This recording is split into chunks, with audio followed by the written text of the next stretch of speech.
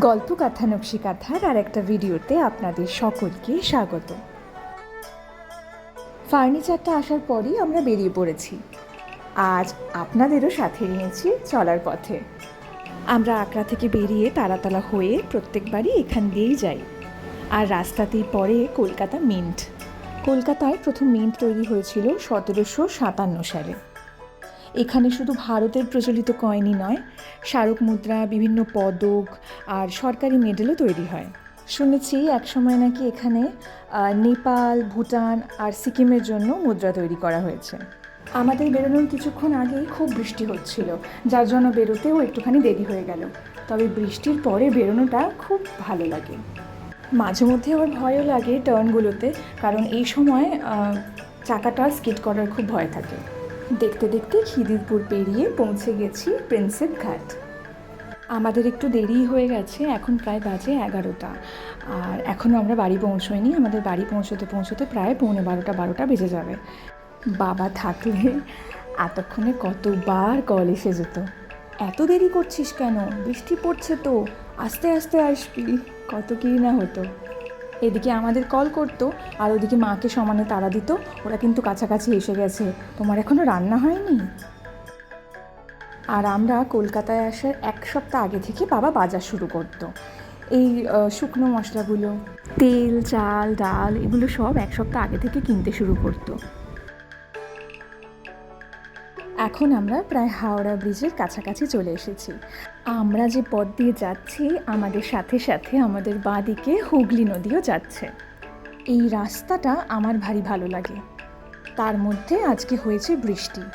স্কুটারে যেতে এত ভালো লাগছে, সুন্দর একটা মিষ্টি হাওয়া আর বৃষ্টির একটা জলো আবহাওয়া, সাথে গঙ্গার হাওয়া।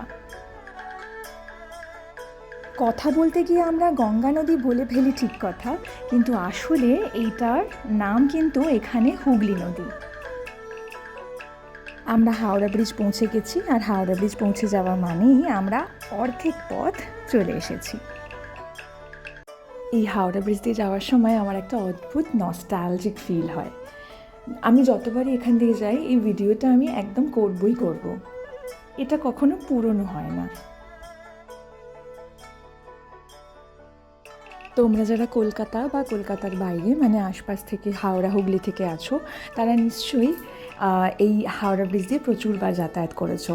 আর যারা কোনো সময় কলকাতা আসোনি, তারা এই ভিডিওটা দেখলে বুঝতে পারবে এই হাওড়া ব্রিজটা এত সুন্দর লাগে। আর এই বৃষ্টি হয়েছে বলে ব্যাপারটা কিন্তু আরও সুন্দর লাগছে।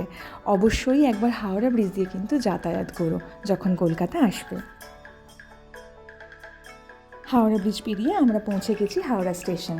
হাওড়া স্টেশন থেকে একটুখানি আমাদের বাড়ি বালি। আমরা ফাইনালি পৌঁছে গেছি আমাদের ফ্ল্যাটে।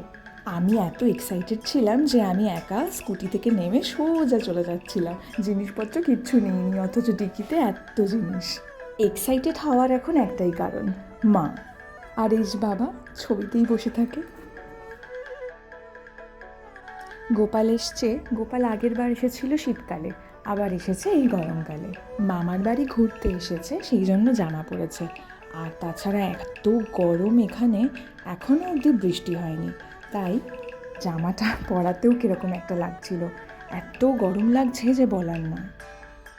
মা এখানে ফুল দমে কাজে লেগে পড়েছে, রান্না করছে একাই। ছোটোবেলায় জন্মদিনে পাড়ার সব বন্ধুরা, আশেপাশের দিদিরা, দাদারা সবাই আসতো, আর সাথে থাকতো অবশ্যই মামার বাড়ি আর মামা। এবার অনেক বছর বাদে আমার জন্মদিনে মা মামাকে, মামিকে আর বোনিকেও বলেছিল আসতে। আজকের ভিডিওটা এখানেই শেষ করছি। আসলে অনেক দিন বাদে দেখা হচ্ছে তো জমিয়ে গল্প হবে। আপনাদের সাথে এর পরের ভিডিওতে দেখা হবে জন্মদিনের খাওয়া দাওয়া নিয়ে।